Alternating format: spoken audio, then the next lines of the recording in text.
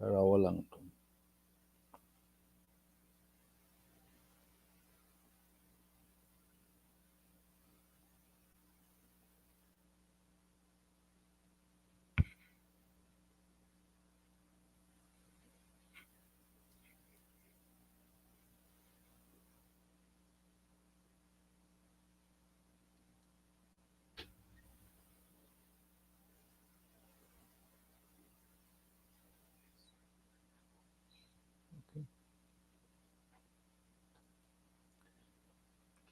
Hello?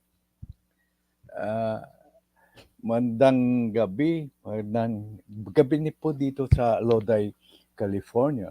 Magandang umaga, tanghali, hapon sa aking mga viewers kung saan man kayo naroon.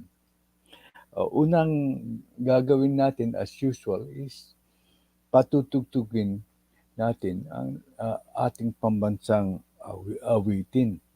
At this is in connection also with the video that I will present. If after watching the video ay hindi pa rin kayo, hindi nyo pa rin ma-realize na nang inaapi tayo ng China ay wala akong magagawa. Okay. So, ito po ang Philippine National Anthem natin.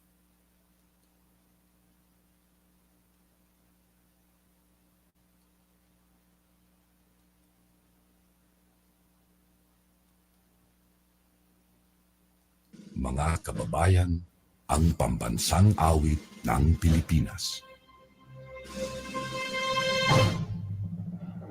Kayang magiling, telas na sinakanan, alam ng sa Sorry. buhay, upang hinirang, kuya ka ng magiting, sa manlulupin, di ka masisipin, sa nagagaktutok sa simoy at sa langit ang panglaw, ay hinatang tula, awit sa pagkayang minamahal, ang isang lang patawad mo'y tagumpay na nagtitindig, ang ituwing at araw niya kailan, ang ay di magtitindig, lumang ang araw ng walhagit pagsingka, buhay langit sa piling mo. Ang hindi kaya dapat ay mga api, ang mamatay ng dahil sa'yo.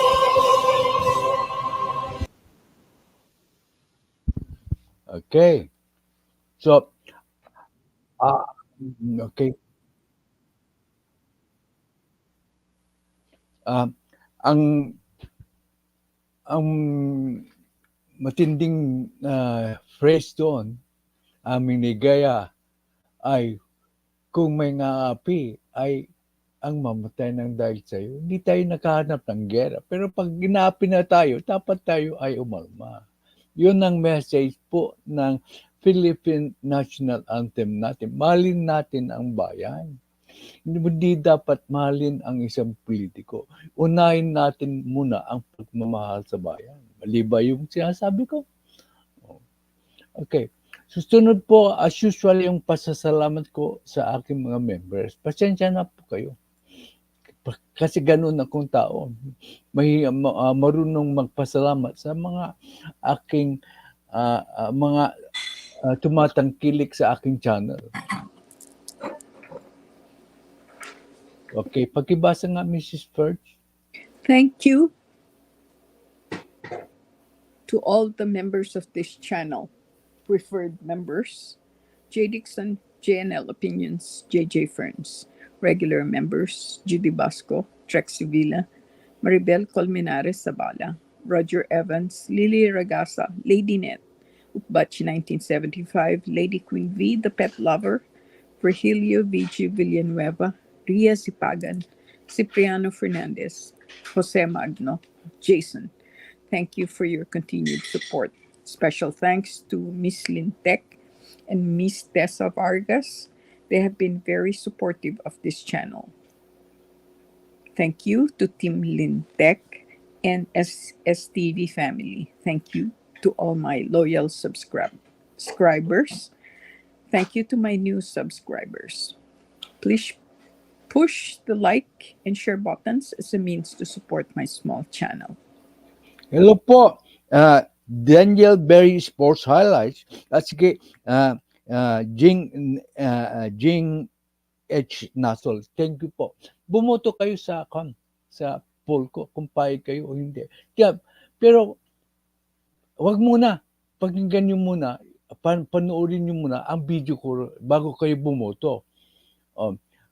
Yung mga darating po, bago kayo bumoto, tingnan nyo muna ang video. Ito po, ang video galing po, hindi po ako nagkakalat ng fake news dito o fake video. Ito, actual scene po to ng Pangaapi ng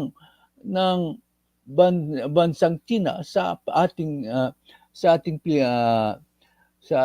bansa. Okay. So, pasensya na kayo kung puputol-putulin ko, bibilisan ko ang video kasi ito po ay baka makapirate po tayo, matanggal ang ating channel. Okay. Pero papakita ko sa inyo.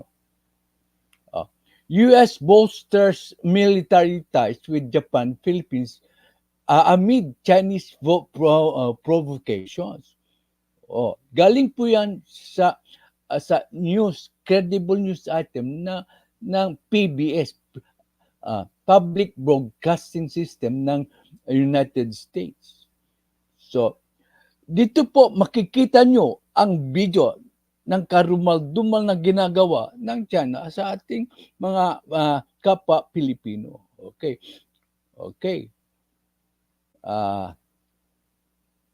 Ito po. Walang sound. Okay.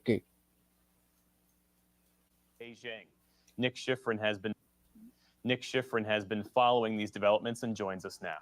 Jeff, the administration calls it the U.S.'s greatest strength, a network of alliances Okay, puputulin ko kasi baka makapirate. and partnerships. The U.S.'s oldest ally in Asia is the Philippines, and today the relationship is expanding in direct response to actions by China. Ayan. With a camera and water cannon, the Chinese Coast Guard takes direct aim at a Philippine supply ship. For weeks, Beijing's boats have harassed and even bumped Philippine boats trying to resupply a Philippine ship purposely grounded 2 decades ago inside the Philippines' exclusive economic zone. The U.S. calls these actions unlawful, coercive, and is defending its treaty ally, including today at the White House. Any attack on Philippines. Okay, grabe. Di ba kayo nagagalit sa ginagawa ng China? Ito patunay na hindi po pinababayaan ng US. Hindi po wala ng US ang Pilipinas na hindi po nagtatraidor po ang US. Ito, bibilisan ko lang. Aircraft vessels or armed forces in the South China Sea would invoke our mutual defense treaty. Okay. Kung magkakaroon ng ay papipilitan ang United States at Pilipinas na to invoke the Mutual Defense Treaty. Okay. The first ever trilateral summit between the leaders of the U.S., Philippines, and Japan. Philippines President Ferdinand Marcos Jr. Today's summit is an opportunity to define the future that we want and how we intend to achieve it together. Japanese Prime Minister Fumio Kishida. Japan, the US, and the Philippines are maritime nations connected by the Pacific Ocean and are natural partners. This week, the three countries, along with Australia, conducted their first ever joint naval drills. Yan. Pinapakita ang video na ang ginagawang pangontra ng kaalyado ng Pilipinas sa China. Pinapakita nila sa China na mayroong pwersa ang ating bansa na kasama ang kaalyado. Kaya nga galit ng galit ang China pala sa atin kasi hindi sinunod ang agreement ni Presidente Duterte with Xi Jinping. Kaya galit sila. So I can now understand yung galit ng China. Kasi may kasunduan daw ang Pilipinas at saka ang China tungkol sa West Philippine Sea na hindi magre-resupply ang Pilipinas ng mga construction materials to repair our outpost. Kaya galit na galit sila. Paano naman? Hindi naman alam ni Presidente Bongbong Marcos na mayroong kasunduan. Okay. And yesterday, the US and Japan announced their most significant military cooperation upgrade in decades. It's an effort to deter China by creating an arc of military alliances willing to confront Beijing together. The US had already agreed with Japan and the Philippines to expand US presence on islands that are closer to Taiwan than they are to the capitals Manila and Tokyo. China's current external stance and military actions present Okay. unprecedented and the greatest strategic challenge. We are deeply concerned about the ongoing trade war. The Philippines agreed. Okay. And doon, the trade war, ginagamit ni President Duterte. Totoo naman yun. We are deeply concerned about the trade war because it affects our economy also. But hindi iyan ang sapat dahilan kung bakit mo bakit papayag si Presidente Rodrigo Duterte sa hindi pag-resupply ng repair materials sa BRP Sierra Madre. Malinaw yan. Okay. Agreements continue to reverse the deterioration of bilateral relations under former President Rodrigo Duterte, and they embrace a legacy of cooperation under Ferdinand Marcos Sr., whose 66-year-old son today is trying to fortify his nation against Beijing. Facing the complex challenges of our time requires concerted efforts on everyone's part, a dedication to a common purpose, and an unwavering commitment to the rules-based international order. Rules-based of international law. Yan. Nalinaw yan. Hindi po naghahanap ng gera ang ating magiting na presidente. He considers China still as a friend. Pero a friend should not bully a friend also. That should be understood by China. Order. Today's announcements also included the first Philippines infrastructure investment from a new US-backed initiative designed to counter China's Belt and Road investments. To discuss this more, I'm joined by Zach Cooper. Sabi nila, hindi nagtatrabaho si Presidente Marcos. Mayroon ng infrastructure project. Sabi nila sa recent rally ni si ng mga Duterte sa Tagum na hindi daw kinontinue ni President Bongbong Marcos ang mga projects ni dating presidente. Bibigyan nga kita ng isang ehemplo si Harry Roque. Ano yung ipinagpatuloy niya na mag-construct ng highway sa Davao? Hindi ba yon ang patunay na mali po ang pag-iintriga mo? Isa pang sinabi ni Harry Roque doon sa nalaman ko ito dahil sa namnood ko sa aking member na si Trexie Villa sa kanyang show. Magandang show na kasi lahat ng komento ay binabasa niya. I would like to promote the channel of my member Trexie Villa. Okay. Isa pang batikos niya ay yung the sugar scandal daw ay nag-benefit ang mga cronies, hindi na kasalanan. Kaya nga napilitang umalis si former executive secretary Rodriguez. Kaya nga sinuspindi si Sebastian kasi ayaw ng ating presidente ang katiwalian. Anong sinasabi mo, Harry Roque? Doon sa rally din, ini-stress na, ini-imply nila na kaya mayroong Chacha is gustong manatili sa pwesto si President Bongbong Marcos. That is farthest from the truth. Mayroon na bang statement si President Bongbong Marcos tungkol sa pag-i-extend ang term niya? Ang sabi lang niya is, if ever there is a constitutional Chacha, it will only focus on the economic provisions. Kaya nga, maski dyan, I am against the Chacha, pero nowhere in his statements na he is asking for an extension of his term. Show me a statement of President Bongbong Marcos na he is asking for an extension of his term. Kayo mga DDS, pati si President Rodrigo Duterte are jumping into conclusions that into accusations that is not based on facts. Mahilig kayong mangintriga, walang facts. Ipakita nyo sa akin yung statement ni President Bongbong Marcos na he is asking for an extension of the term. Kaya nga, dito sa ating channel po, based on ebidensya. Kaya nga nung una, dinefend ko si Presidente Duterte kasi sabi ko, walang ebidensya na mayroong agreement. Kasi I'm basing it on evidence. Okay. Yun na lang. Kasi baka makapilit tayo. Tama na yun. Okay. Nakita niyo ang pambobomba ng agresibong China sa atin?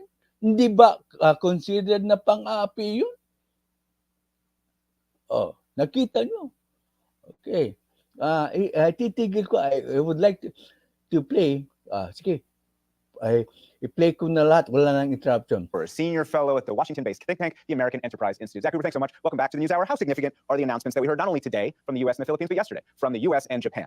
These are huge announcements. And both countries, the United States is making real progress. I think the US and Japan are announcing 70 initiatives. But in my mind, the most important are efforts to make sure that the US and Japan can cooperate together on both capability development. So this is building new systems together, maintaining them together, but also advancing our command and control facilities, ensuring that we can fight together more effectively if we end up in a contingency, especially one with China.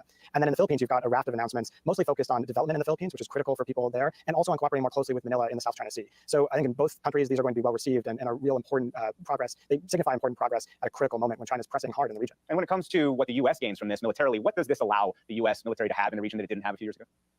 At the moment, in the next couple of months, probably nothing. But over the long term, these are the foundational agreements that will allow the United States to be much more effective in how it operates in both the Philippines and in Japan. In the Philippines, we've learned the U.S. has to have a sustainable presence, which means we have to have support from the people in the Philippines. We didn't have that for part of our history, especially if you look back to the 1990s. And these economic deals are going to have to show that the United States and others can bring real development to the Philippines alongside American forces that will help to protect Philippine interests.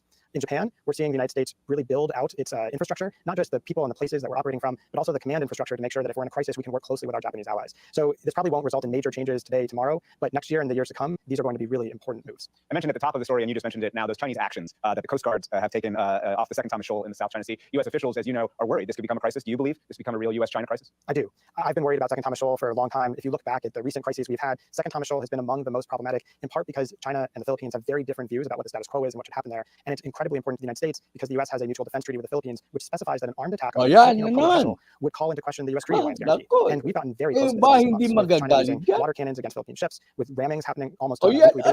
And so these are very, very serious incidents. And I think you're seeing the Biden team step up and say, we just can't accept this level of risk forever. And that's why they're moving now to tie Biden and Marcos more closely together and trying to do it with other countries like Japan and Australia. I mentioned before the economic investments as part of today's announcement with the Philippines. As well. Given the military progress that we've been discussing, has the U.S. made as much economic progress in the region? The short answer is no. We have polling data out recently on this that shows that most countries in the region have actually been more convinced over the last year that the U.S. is losing the level of economic engagement they wanted to see. The economic efforts by the Biden team, especially something called the Indo-Pacific Economic Framework, have fallen flat in much of Southeast Asia. And so this is probably the missing leg of the U.S. strategy in the region. The U.S. is doing better in the Philippines than in the rest of Southeast Asia, but there's a huge amount of work to do for the Biden team to convince Southeast Asian leaders and experts and publics that the U.S. is going to be there for the long haul and that the U.S. is going to continue to invest in the region the way it has for so long. Biden administration officials tell me they're trying to institutionalize days like today, set on the calendar into the future. Things like summits, whether bilateral or trilateral. How much do we know if Donald Trump would maintain these kinds of mini-lateral arrangements? As we call them, if he would become president? I think it really depends on the institution that we're talking about. A group like the Quad, which involves India, Japan, Australia, and the United States, that seems to me to be one that Trump is likely to continue supporting. So too with AUKUS, the Australia, United States, United Kingdom agreement. I think some of these other trilaterals, especially if they involve countries that Trump isn't particularly supportive of, and here I would look toward Europe, those could be harder. But I think in Asia, the logic of... Okay. All right, we have with us this... Tama na yun. Baka ma-copyright tayo. Okay. So, maraming nakuha si Presidente Bongbong Marcos. Para kung gusto nyo makita yung actual video, i-type yung po yung source ng video ko, yung US Bolster sa YouTube. US Bolsters the Philippines. Lalabas po yun. Pero ang pinakita ko lang doon ay yung kararumal-dumal na kinagawa ng China. Kung papayag kayong papi ng papi, ay ba hindi nyo mahal ang Pilipinas? Hindi ba pang-aapi yun ang ginagawa ng China sa atin? Nandito na po si Victima 147 at saka Trexie Villa. Sabi ko nga, Trexie, napanood ko ipromote ko yung channel mo. Maganda yung channel mo na binabasa lahat ng magagalang na komento tulad ng ginagawa ko. Okay. So, good job po, Ma'am Manang Pia at si Astig Sibilya. Puntahan niyo siya. Mag-subscribe po kayo sa kanya. Kasi responsable mga vlogger po ito. Hindi nag-iimbento ng istorya. Okay. So, sa isang araw, sabi ko, isang accomplishment is yung nakausap na ni President Bongbong Marcos ang Google. Pero mismong ang dapat mismo nating pakinggan, ano ang sinabi ng Google? Para hindi niyo sabihin na nag-iimbento si President Bongbong Marcos o ako sa pagsasabing mayroon siyang accomplishment. Okay. Ito po.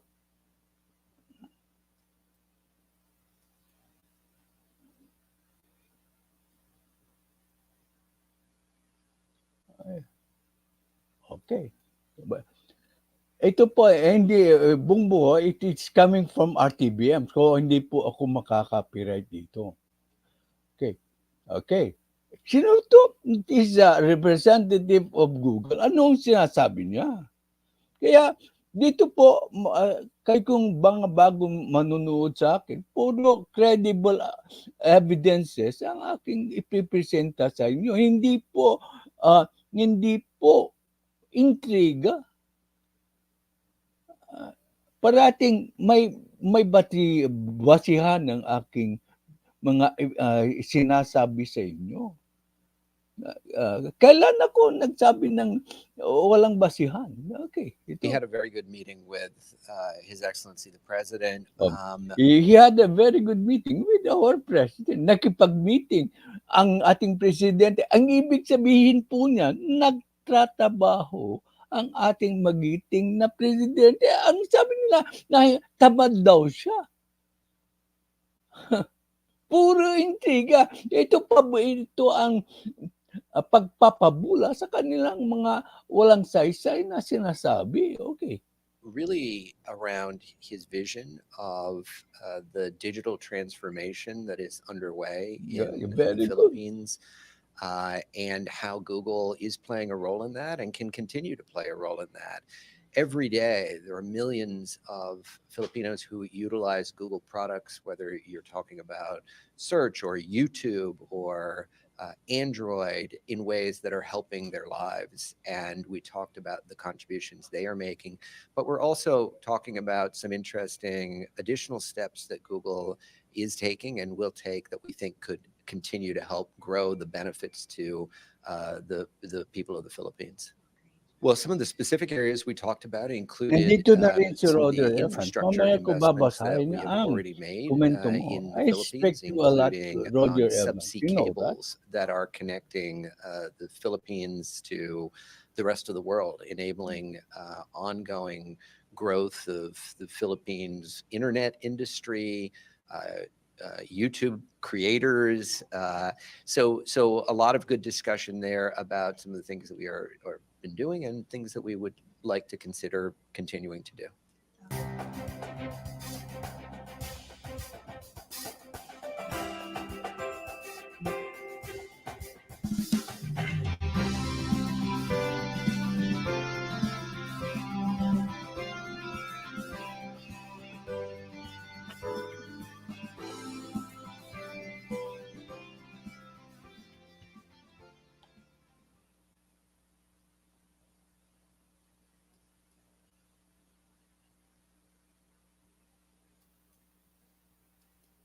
I-highlight ko muna ang comment ni Roger Evans. Mamaya, baka magtampo siya, hindi ko daw binasa ang kanyang okay. Basahin mo ang comment po ng aking kaibigang si Roger Evans. At this time, relevant ba ang gentleman's agreement ni FPRRD to Xi to the current policy of this admin. Saka babasahin ko. Google has been doing business since 2021, helping the small businesses.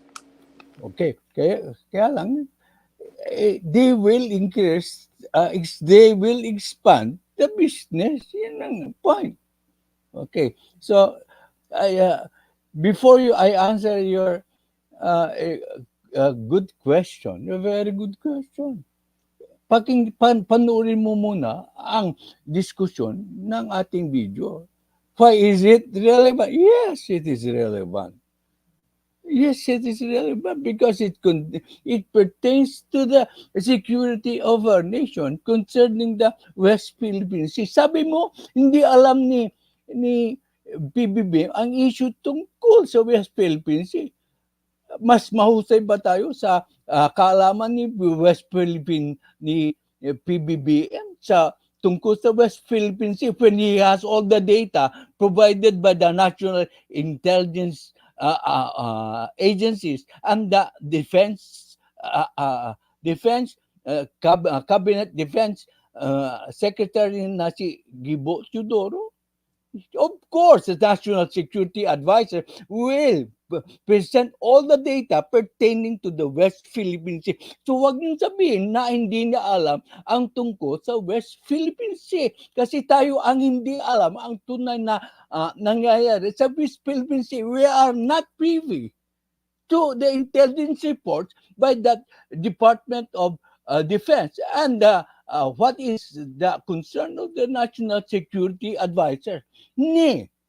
Si Presidente Duterte ay hindi niya alam ang current issues tungkol sa West Philippine Sea. It is only the PBB who knows the actual situation in West Philippine Sea. Mali ka naman sa iyong assertion dyan, Roger Evans. O sabihin mo sa akin na hindi niya alam ang reports ng intelligence agency sa kanya. Okay. Okay, basahin mo. Marcos questions secret Duterte deal with China on sea dispute. Okay. April 15. Bloomberg. This Bloomberg that is reported, Roger Evans, hindi po galing sa akin ito.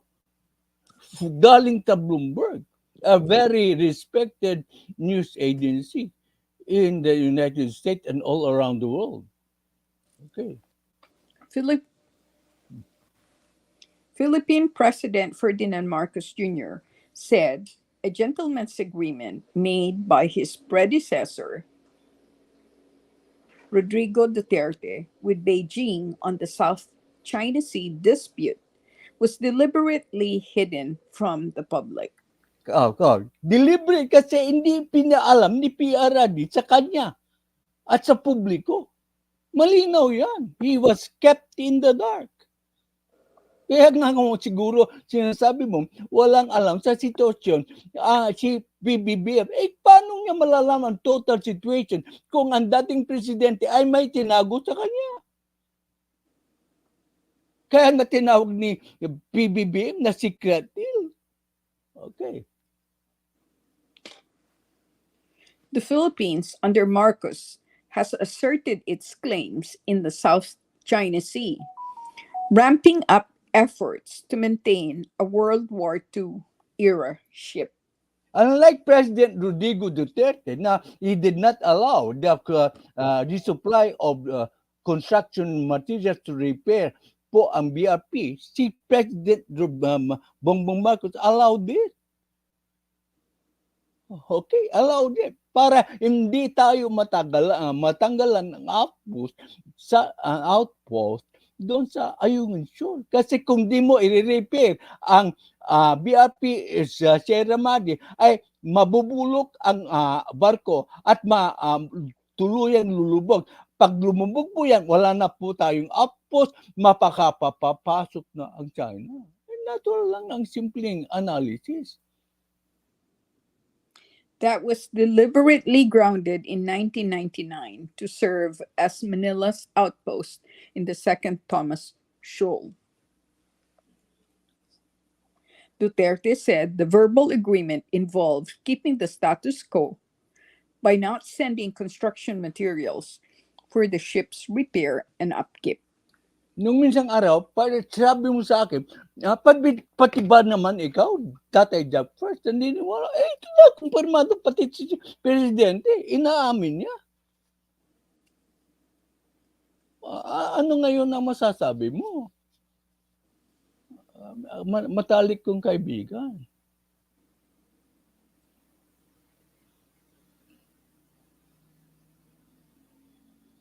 Okay. Duterte said the verbal agreement involved keeping the status quo and not by not sending construction material to the ship's repair and upkeep. Binigyan ko pa nga ng lusot si Presidente Rodrigo Duterte. Sabi ko, present ko ang isang opinion ng expert na President Rodrigo Duterte fell into a trap. Nagoyo siya ng China. That is an excuse I made for President Rodrigo Duterte. I do not entirely blame him. Sabi nila, it is a treasonous act. I said, no, it might border to a treasonous act. But since China is not our enemy, that was not a that is not actually a treasonous act. Bordering lang po. I disagree with some of my viewers. Hanggat maaari, I want to give PRRD a fair shake. Sabi mismo ni FPRRD, hindi dapat makipag-secret deal ang isang presidente. Ano ang tawag mo sa kasunduan na ito with China? Hindi po ako naggumagawa ng fake news. Siya mismo nagsabi sa isang LS ko. Yun, inamin niya, that is not what a sitting president does to make a secret deal. Balikan niyo ang aking mga sinasabi. Ito. Mahirap po akong kasi always based on facts with evidence ako kung mag-present. Okay.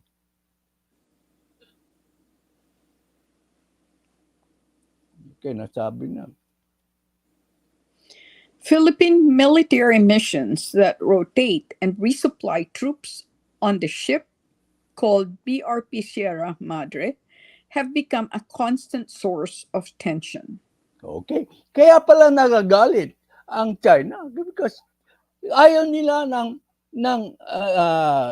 to resupply yung ship ng repair construction materials. Siyempre, ang purpose po nila ay para mabulok ang BRP Sierra Madre at unti-unting lumubog at mawawala sa Ayungin Shoal. Yan ang maganda ang strategy. I have to give it to China. Maganda ang strategy nila. Ito po ay hindi nakita ng ating dating presidente. Okay.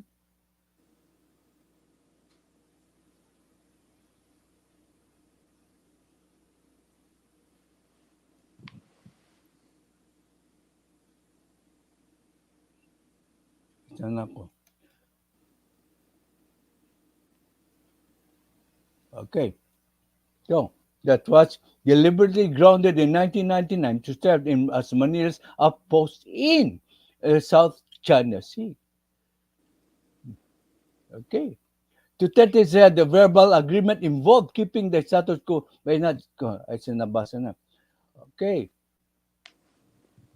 And that despite it, we have not considered anything in China. Ano hindi ka nag-concede? Mali naman yan. Ikinunsid mo na hindi po mag-supply ng repair ship.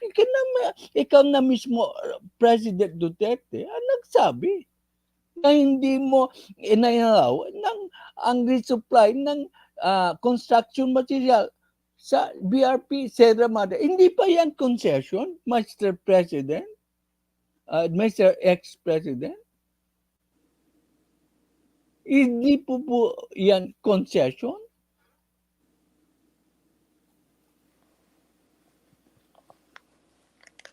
Okay naman.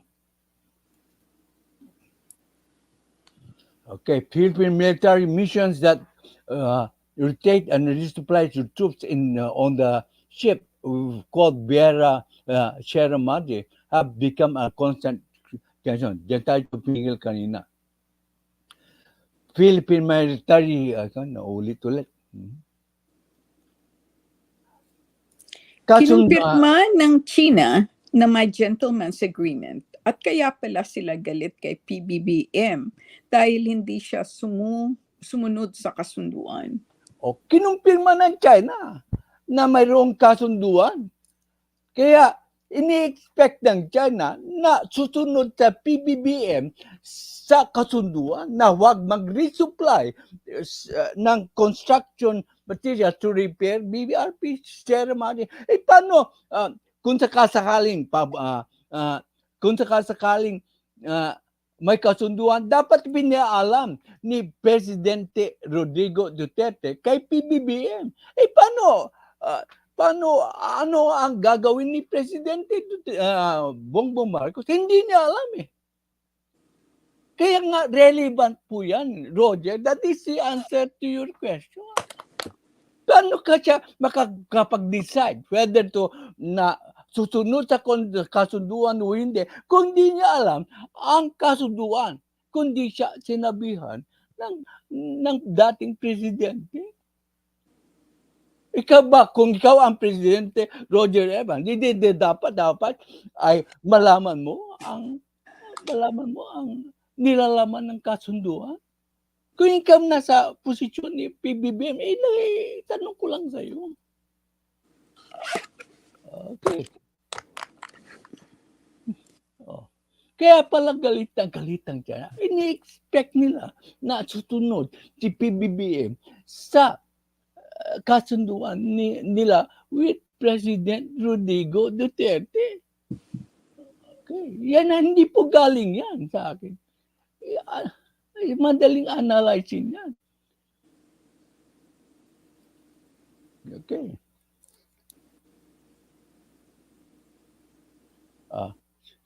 Pakibasa. Siguro akala ng China na sinabi ni FPRRD kay PBBM ang kasunduan nila ni Xi Jinping. Maling akala ng China. Hindi po binanggit ni FPRRD kay PBBM ang bagay na ito. Secret deal kasi. Okay. So, kala ng China, pinanggit ni PRRD kay PBBM ang kasunduan. Hindi binanggit ng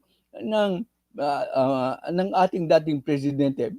I'll give a pass to President Rodrigo Duterte. Siguro, nakalimutan niya. Hindi niya consider na importante po ito. Kaya irrelevant po, Roger Evans. Relevant na relevant. Oo. Di ba? Kasi hindi po binanggit. So, President Bongbong Marcos was kept on the dark. Kaya nga, siyempre, hindi niya alam ang kasunduan, so hindi niya alam kung ano ang dapat gawin. Kaya relevant po.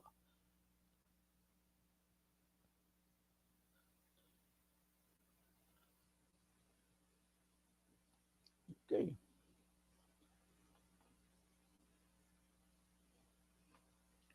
During the Duterte administration, China and the Philippines reached a gentleman's agreement, sabi ng China,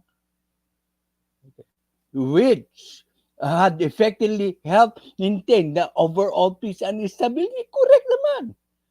Kasi nagoyo si President Rodrigo Duterte. Hindi niya kinonsider kung ano ang mangyayari sa BRP Sierra Madre. Yan ay aking opinion.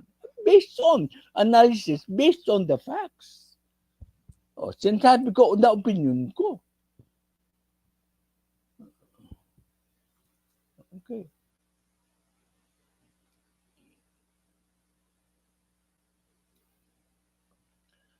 Okay, basahin po. I am asking a question.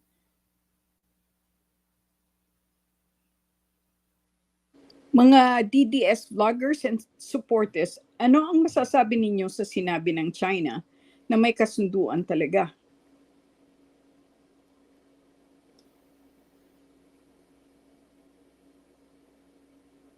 Sasabihin nyo ba na sinungaling ang China? Mismong si President Rodrigo Duterte ay kinumpirma.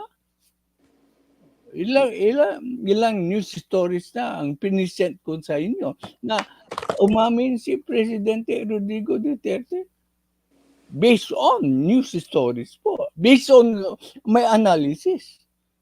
Hindi ko kinailangan ng mga news stories to come up with the correct conclusion. Hindi ko kinailangan ng mga expert to arrive at the correct conclusion.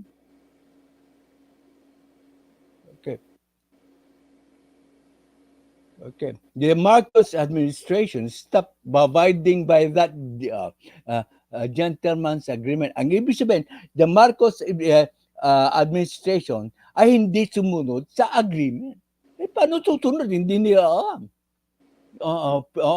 Since February 2023, causing constant volatility in the area, the Chinese embassy said. Hindi po ako nagsasabi niyan. Ang Chinese embassy. Hindi po sumunod sa kasunduan si President Bongbong Marcos. Paano susunod sa kasunduan? Hindi nila alam ang kasunduan.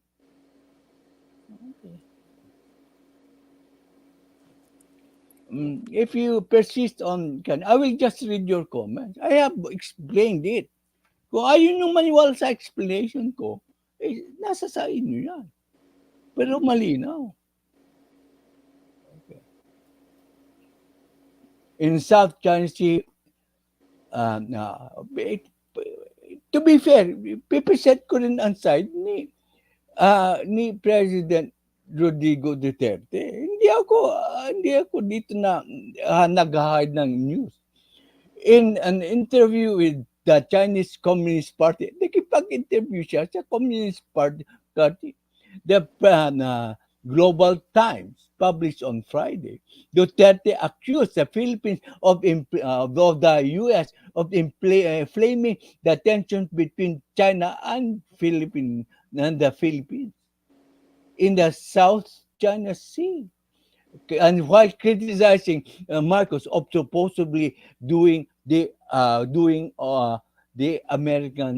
America's bidding, let me remind you that the first state visit was made by President Bongbong Marcos to China. He intended to follow the previous administration policy in being close to China. Diba? Malinaw yan. Hindi po yan bidding ng US. Pumunta siya. In fact, it was against the US. Pero pagbalik niya, ni-laser attack ang mga kasundaluhan ng China. So, anong gagawin niya? Mahina tayong bansa. So mali na naman si Presidente, hindi po ang US ang nagtulak sa ating Presidente at para humingi ng tulong. Ang China ang dahilan kung bakit humingi ng tulong sa ang Presidente natin sa mga kakalyado. Okay. Malinaw yan. Ang unang visit po ay ginawa na siya China at pinuri pa niya ang China. Pero pagbalik niya in February ay nilaser, hinaras ang ating mga kasundaluhan. Ayun pala, kasi ini-expect ng China na susunod si Presidente Bongbong Marcos sa kasunduang ginawa ni Xi Jinping at saka si President Rodrigo Duterte. Okay. Marcos has strengthened the ties with US and Japan amid the tensions in China. Anong gagawin ng ating presidente? Parati na lang ba siyang papayag na mga papi ang bansang Pilipinas ng China sa ginagawa ng China? Mahalin po natin ang Pilipinas. Huwag ang politiko ang mahalin natin. Kayong mga DDS supporters, be honest, kailan nyo binatikos ni minsan si Presidente Rodrigo Duterte sa mga maling sinasabi niya? Be honest with me. Binatikos nyo na ba si Presidente Rodrigo Duterte? Okay. I think, sabi niya,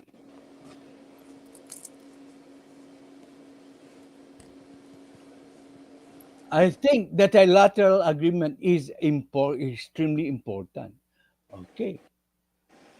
It is going to change the dynamic that we have been seeing in the region, in ASEAN, Asia, around the South China Sea. Marcos said, Bloomberg News reporting. Hindi po galing sa akin, galing po yan sa Bloomberg. Okay. Please participate in the poll. Para malaman natin ang puso ng mga manunod. Hindi ko sinasabing puso ng bayan kasi this is not representative of the bayan. It is only representative of the viewers. Sumagot ang no pag hindi kayo payag. Kung approve kayo sa agreement, vote yes. Palay ko, may mga buboto ng yes. Baski alam nila na detrimental sa ating bansa ang pagpayag sa hindi mag-resupply ng repair material sa BRP Sierra Madre. Kasi sunog tuluyan na lang silang nalason sa pagmamahal kay President Rodrigo Duterte. Hindi nila kaya batikusin si President Rodrigo Duterte. Okay, basta na. Another news. Kaya papasok lang nito. On Saturday, a Chinese Coast Guard vessel blocked 2 Philippine government ships near the country's coast for over 8 hours. Ang patuloy na pang-api ng China sa ating mga pambansa, sa ating bansa. Ewan ko ba, sa mga DDS, mas mahal, hindi nila talaga mahal ang Pilipinas. Okay. The incident occurred at the boundary of the 9-dash line, a demarcation Beijing uses to assert its claims to the waters, but which was dismissed by the Permanent Court of Arbitration in 2016.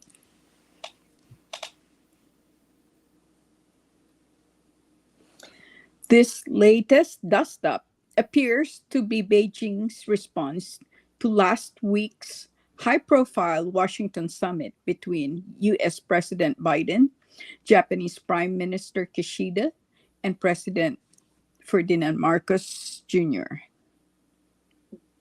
of the Philippines.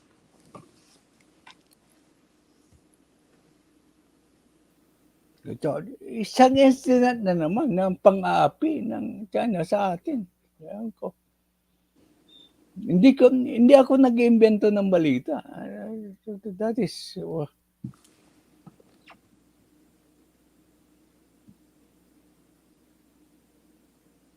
The 3 leaders expressed serious concerns about the People's Republic China's dangerous and aggressive behavior in the South China Sea. Hindi po. And Marcos Jr. stressed that trilateral relationship would change the dynamic in the region. Okay, naulis na yan. Any attack on Philippine aircraft, vessels, or armed forces in the South China Sea will invoke our Mutual Defense Treaty, Biden said.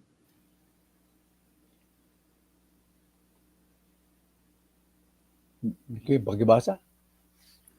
Beijing has already engaged in risky blockings and using water cannon attacks that have injured sailors. Okay. Anong oras naman ang ilang oras It's na ba? 50 minutes. Okay, malapit na. Sorry, babasahin ko lang mga comments. Hindi na ako magkukomento kasi hahaba. Our policy here is we try to keep it to 1 hour po. Okay. So, huwag kayong magtatampo kung di na ako mag-react sa komento. Okay. I don't know if you see, I've deleted some comments. Hopefully you don't. I mean, I know that you could see it at your end. So hopefully you don't read the deleted comments. Kaya nga, ikaw na lang kung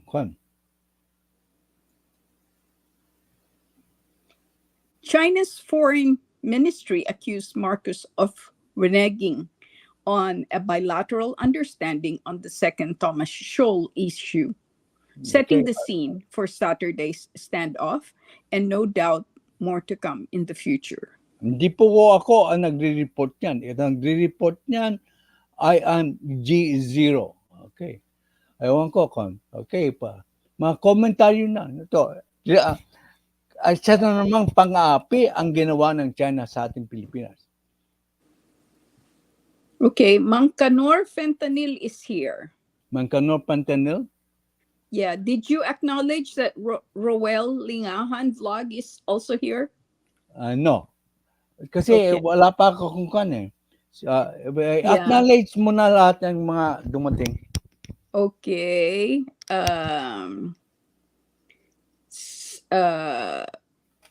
Jing H. Nasold is here. Connie is here. Trexivilla 11. Danielle Berry Sports Highlights also here.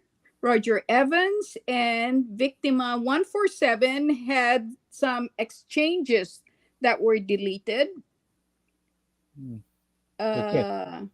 They have been expanding, but then they are going to expand more. If they are not satisfied, to answer your question, Roger, if they are not confident on the administration of President Bongbong Marcos to Eco Food is here. No, they were just getting too personal with each other. So I think just, typical of human nature. Hopefully it doesn't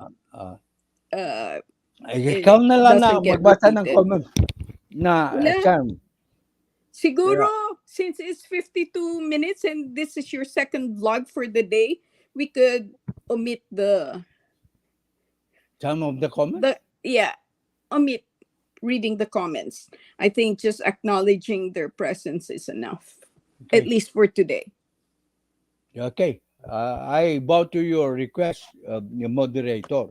It is not because I do not want to read your comment. We want to be disciplined. So nandito na si Ruel. I will just leave the studio and let you see the comments. Kayo na mismo ang mag-komentaryo sa isa't isa. I'm going to say goodbye at this end.